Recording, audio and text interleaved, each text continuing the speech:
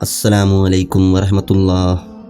حضرت عیسیٰ علیہ السلام تیز تیز قدم اٹھاتے ہوئے ایک پہاڑ کی طرف جا رہے تھے۔ ایک آدمی نے بلند آواز سے پکار کر کہا، اے خدا کے رسول علیہ السلام، آپ اس وقت کہاں تشریف لے جا رہے ہیں؟ وجہ خوف کیا ہے؟ آپ علیہ السلام کے پیچھے کوئی دشمن بھی تو نظر نہیں آتا۔ حضرت عیسیٰ علیہ السلام نے فرمایا، میں ایک احمق آدمی سے بھاگ رہا ہوں، تو میرے بھاگنے میں خلل مت ڈال۔ اس آدمی نے کہا، یا حضرت، آپ کیا وہ مسیحا علیہ السلام نہیں ہیں جن کی برکت سے اندھا اور بہرا شفا یاب ہو جاتا ہے؟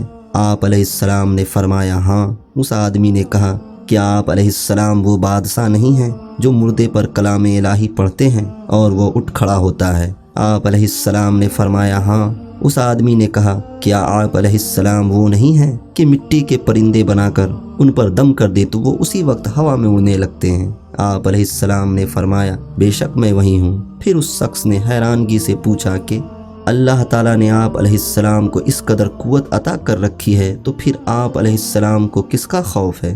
حضرت عیسیٰ علیہ السلام نے فرمایا، اس رب العزت کی قسم کہ جس کے اسم اعظم کو میں نے اندھوں اور بہروں پر پڑھا تو وہ صفایاب ہو گئے، پہاڑوں پر پڑھا وہ ہٹ گئے، مردوں پر پڑھا وہ جی اٹھے، لیکن وہی اسم اعظم میں نے احمق پر لاکھوں بار پڑھا لیکن اس پر کچھ اثر نہ ہوا۔ اس شخص نے پوچھا، یا حضرت علیہ السلام، یہ کیا ہے کہ اسم اعظم اندھوں، بہروں اور مردوں پر تو اثر کرے لیکن احمق پر کوئی اثر نہیں کرتا؟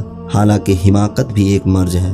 حضرت عیسیٰ علیہ السلام نے جواب دیا، حماقت کی بیماری خدائی قہر ہے۔ درس حیات، بیوقوف کی صحبت سے تنہائی بہتر ہے۔